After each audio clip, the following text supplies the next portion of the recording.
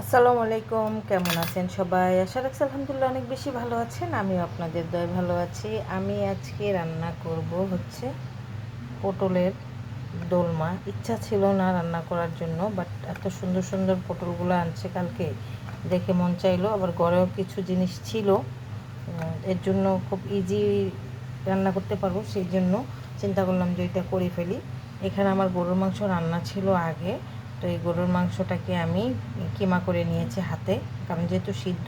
তো আমি আজকে পটলের দোলমাটা একটু অন্য প্রসেসিংয়ে রান্না করব। সেটা হচ্ছে আমি আজকে একটু আলু দিব।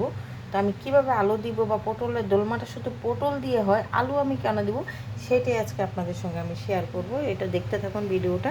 তো আমি এখানে সব কিছু নিয়ে নিয়েছি যা যা লাগে। এখানে আমি এই তো ফার্স্টে তেল, পেঁয়াজ, পেঁয়াজ বাটা, টক দই, তারপর হচ্ছে লবণ, তারপর আদা রসুন বাটা, ধনিয়া গুঁড়া, মরিচ গুঁড়া, হলুদ গুঁড়া, কাঁচামরিচ। তারপরে এখানে হচ্ছে গরুর মাংসের কিমা, আলু নিয়েছি বড় বড় করে কেটে এরকম স্লাইস করে। এখানে পটল নিয়েছি, এই পটলটাকে আমার এখানে প্রসেসিং করতে হবে। তো ভিডিওর সঙ্গেই থাকুন।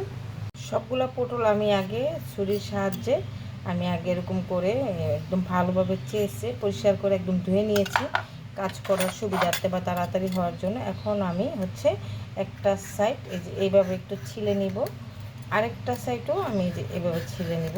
তো সবগুলাই আমি একইভাবে প্রসেসিং করে নিচ্ছি। এই তো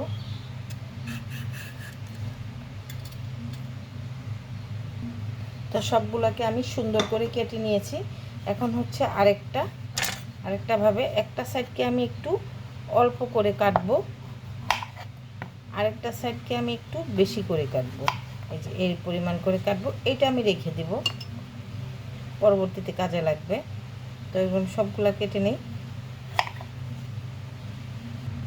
তো সবগুলাই তো এই মুখগুলো আমি এখন রেখে দেবো একটা সাইডে, আমার কাজে লাগবে পরে। আমি এখন এটা থেকে এটার ভিতরে যে পুরটা আমি সেটা এখন বের করে নিব। তো যেভাবে চামচের সাহায্যে, চামচের গোড়াটার সাহায্যে আস্তে করে, যাতে এভাবে আস্তে আস্তে ঘুরিয়ে ঘুরিয়ে পেঁচিয়ে পেঁচিয়ে আস্তে করে এটা করে নিতে হবে। দেখুন আমি কীভাবে ঘুরিয়ে ঘুরিয়ে ঘুরিয়ে ঘুরিয়ে এটাকে বের করে নিচ্ছি আস্তে আস্তে। এভাবে খুব সাবধানে, যেহেতু এই পাশটাও কাটা এই পাশটাও কাটা, ভেঙে যেন না যায়। এভাবে ঘুরিয়ে ঘুরিয়ে কাটলে আস্তে করে সব বের হয়ে যাবে।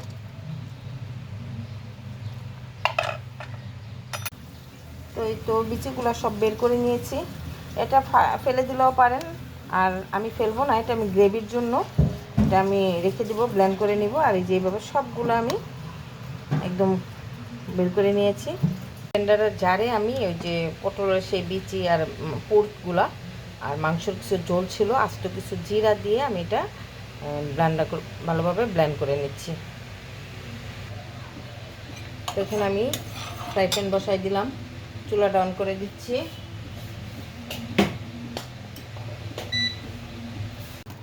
দিয়ে দিচ্ছি তেল, বেশি তেল দেবো না, অল্প। তো আমি আগে পুরটা বানিয়ে নিই। পুরটা বানানোর জন্য তেলটা আমি একটু গরম করে নিয়েছি। তেল বেশি না, দেখুন কি পরিমাণ, অল্প একটু তেল দিয়েছি।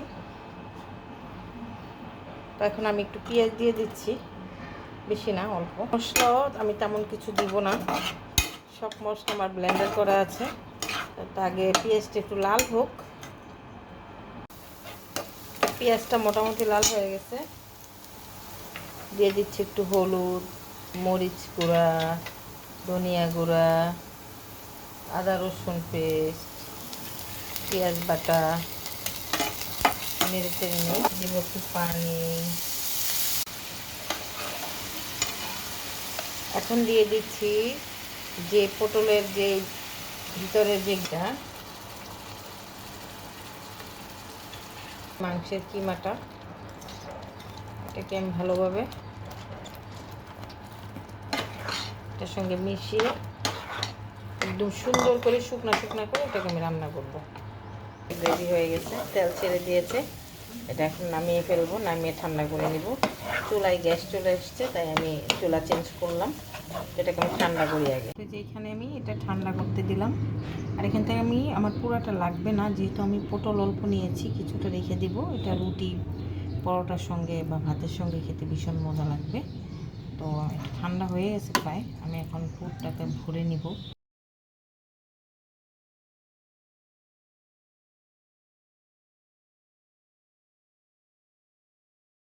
এই তো দেখুন আমার রান্নাটা, যেটা গ্রেভিটা করেছি এটার পুরটা আমি এটার ভিতরে এরকম আস্তে আস্তে ছোট একটা চামচের সাহায্যে এটাকে আমি ভরে নেব। ভিতরটা একদম ছোট চামচ লাগবে, দুই মাথায় কাজে লাগাইতে হবে। এটা ভরে নিই সবগুলা, যেভাবে ভরে নেব, ভরে নিচ্ছি, এভাবে ভরে নেব সবগুলা। দেখুন সুন্দর করে আমি পুরটাকে এটার মধ্যে ভরে নিয়েছি, একদম ঠাসা ঠাসা করে। আর এই পটলের দোলমা করতে গেলে এরকম বড় বড় সাইজের পটলগুলো হলে খুব মানে খুব ভালো হয়। তো আমি 6টা যে নিয়েছি, অনেকগুলা পুর লাগছে। তো আমি এখন টুথপিক বের করে নিব 6টা, যেহেতু আমার এখানে 6টা পটল আছে, এখানে এক টুথপিক লাগবে। তো আমি আস্তে করে এই যে যেটা রেখে দিয়েছিলাম মুখটা, যেটা যে পটলের মুখ ওইটা দিয়ে এটাকে এভাবে সিল করে দিতে হবে। মানে এটাকে আমি এখন আটকিয়ে দিব। এই যে দেখুন এইভাবে দিলেও হবে জাস্ট রান্নার পর্যন্ত। তো এভাবে আমরা জাস্ট ওইটার সঙ্গে যেভাবে আটকে দেবো। তো আমি সবগুলো মুখ সিল করে দিচ্ছি, সবগুলো আমি এভাবে সিল করে নিয়েছি। দেখুন একদম টাইট হয়ে আছে।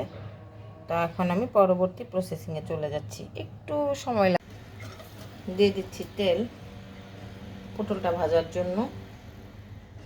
আস্তে আস্তে আমি পটলটা দিয়ে দিই, ভেজে নিব। রাখতে হবে,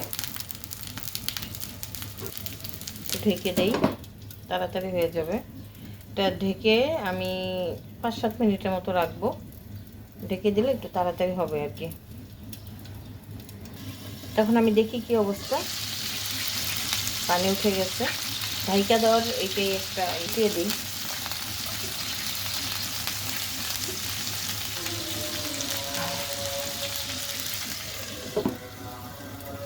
চলে আসছে তো পুরা হ্যাঁ হয়ে গেছে। যে এই কালারটা আসলেই পটল পুরা পারফেক্ট ভাবে দেখুন বের হয়ে গেছে গরমে পুরটা।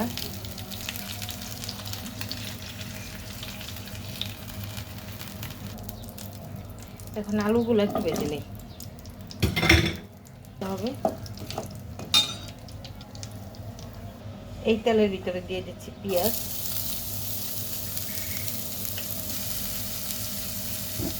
দিয়ে দিচ্ছি পেঁয়াজ বাটা,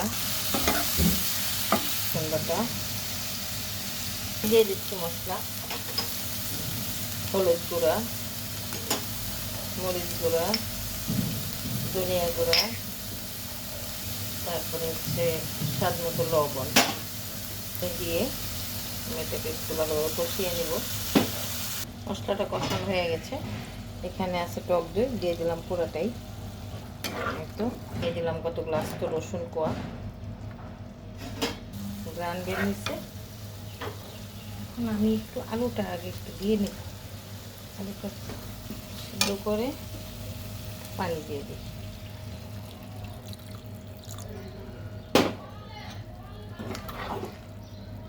আলুটা সিদ্ধ হয়ে গেল, একটু টাইম লাগছে আলুটা সিদ্ধ হইতে।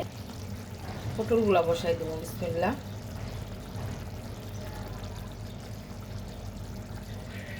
এটা শুধু পটল দিয়ে করে, আমি আলুটা দিলাম আমার মানে ভালো লাগলো সেজন্য।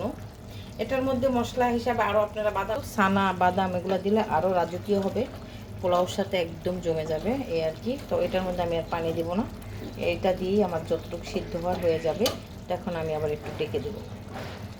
আমার রান্না মোটামুটি ফাইনাল হয়ে গেছে, কালারটাও সুন্দর আসছে। আলুটা শুধু আমি এই কারণেই দিয়েছি, একটু দেখতে ভালো লাগছে এই আর কি। তো 5 মিনিট হয়ে গেল। হওয়ার আগে আমি একটা স্পেশাল মশলা, সেটা হচ্ছে কাসুরি মেথি দিয়ে দিলাম, ধনিয়া পাতা, জিরা গুঁড়া সব বাদ। এই তো কাসুরি মেথি, এটা আমার হাতে বানানো। হাঁড়িতে কত ভালো লাগছে, মাশাআল্লাহ মাশাআল্লাহ, অনেক সুন্দর হয়েছে, কালারটা দেখতে সেই লোভনীয় হয়েছে। কাসুরি মেথির সেই গ্রানটা অসাধারণ। এটার আমি একটা বাটিতে সার্ভ করে নিয়েছি, দেখুন কতটা সুন্দর হয়েছে, লোভনীয় হয়েছে, মাশাআল্লাহ দেখতে অনেক লোভনীয় লাগছে। তো যাই হোক, রান্নাটা আজকে শেষ করলাম। তো আপনাদের কাছে কেমন লাগলো অবশ্যই একটু কমেন্ট করে জানাবেন। আপুরা লাইক দিবেন, শেয়ার করবেন, পাশে থাকবেন, আমার জন্য দোয়া করবেন। ভালো থাকবেন সবাই। আল্লাহ হাফিজ, আসসালামু আলাইকুম।